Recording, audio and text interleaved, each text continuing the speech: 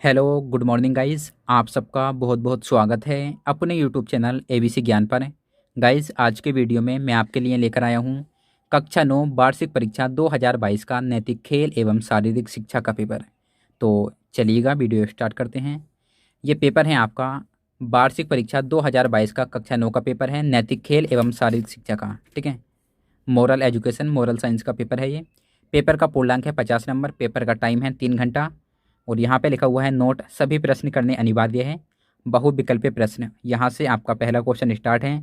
निम्नलिखित प्रश्नों के सही विकल्प चुनिए। ठीक है, बहुविकल्पीय प्रश्न है आपके स्टार्टिंग में। और आपका पहला क्वेश्चन ये रहा, नैतिक शिक्षा बालक को नैतिक शिक्षा बालक को चरित्रवान और सद्गुणी बनाती है, यह कथन किसका है। ठीक है, नैतिक शिक्षा बालक को चरित्रवान और सद्गुणी बनाती है, यह कथन किसका है। आपका पहला ऑप्शन है प्लेटो का, सेकंड ऑप्शन है अरस्तु का, थर्ड ऑप्शन है मैकेंजी का, फोर्थ ऑप्शन है मैकाइवर का। नैतिक शिक्षा बालक को चरित्रवान और सद्गुणी बनाती है, यह कथन किसका है। तो इसमें आपका राइट आंसर है ऑप्शन सेकंड अरस्तु का। ठीक है, अरस्तु ने कहा था कि नैतिक शिक्षा बालक को चरित्रवान और सद्गुणी बनाती है। ऑप्शन सेकंड आपका राइट आंसर है। आगे है आपका, गुरु नानक देव का जन्म हुआ। आपका पहला ऑप्शन है लाहौर में, सेकंड ऑप्शन है अमृतसर में, थर्ड ऑप्शन है जालंधर में, फोर्थ ऑप्शन है ननकाना साहिब में। गुरु नानक देव का जन्म हुआ, कहाँ हुआ था इनका जन्म। और गुरु नानक देव जो थे वो सिख धर्म के संस्थापक थे। इनका जन्म हुआ था ननकाना साहिब में। ठीक है, ननकाना साहिब वर्तमान पाकिस्तान के पंजाब प्रांत में आता है। ठीक है, और ये जो है लाहौर शहर के करीब में ही है। और यहाँ पे ऑप्शन में लाहौर भी है, बट ये इसी जगह पे हुआ था ननकाना साहिब में गुरु नानक देव का जन्म, तो यही जगह आपको लगाना है। ठीक है, हालांकि ये लाहौर के पास में है। आगे है आपका गए, शारीरिक शिक्षा के क्षेत्र हैं। आपका पहला ऑप्शन है पढ़ना, सेकंड ऑप्शन है भाषण देना, थर्ड ऑप्शन है शारीरिक क्रियाएं और फोर्थ ऑप्शन है नृत्य करना। शारीरिक शिक्षा के क्षेत्र हैं, तो इसमें आपका राइट आंसर है ऑप्शन थर्ड शारीरिक क्रियाएं। ठीक है, शारीरिक क्रियाएं जो हैं वो शारीरिक शिक्षा का क्षेत्र है। आगे है आपका घ, विकास की दर चलती है। आपका पहला ऑप्शन है जन्म के कुछ समय तक, सेकंड ऑप्शन है किशोरावस्था तक, थर्ड ऑप्शन है युवा अवस्था तक, फोर्थ ऑप्शन है मृत्यु प्राप्त करने तक। विकास की दर चलती है।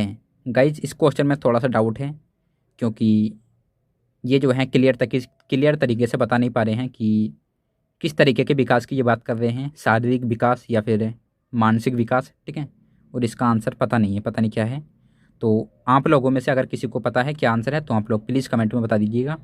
आगे है आपका लय, आयोडीन की कमी से होने वाला रोग है। आपका पहला ऑप्शन है घेंगा, सेकंड ऑप्शन है रतौंधी, थर्ड ऑप्शन है स्कर्वी, फोर्थ ऑप्शन है बेरीबेरी।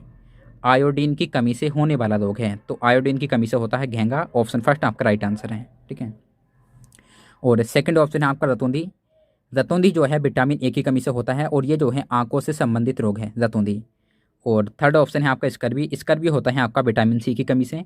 स्कर्वी में जो है होठ फटते हैं, होल स्किन, होठ और स्किन।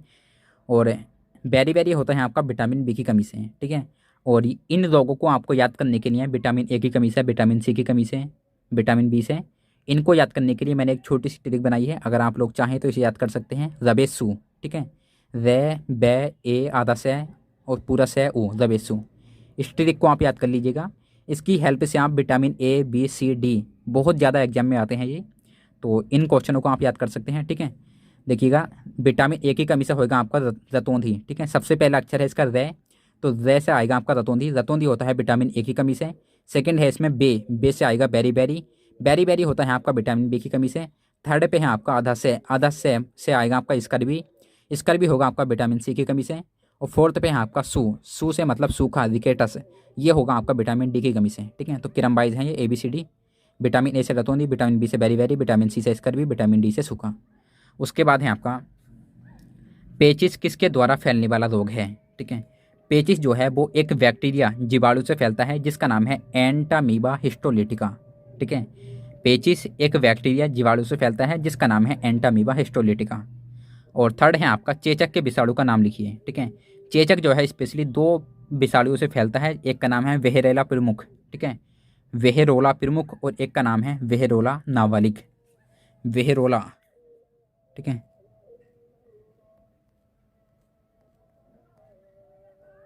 वेहरोला प्रमुख। ठीक है, और एक का नाम है वेहरोला नाबालिग। ठीक है, 2 हैं। आगे है आपका फोर्थ, वृद्धि किस पर आधारित होती है? ठीक है, तो वृद्धि जो है वो स्पेशली हार्मोन्स पर डिपेंड करती है।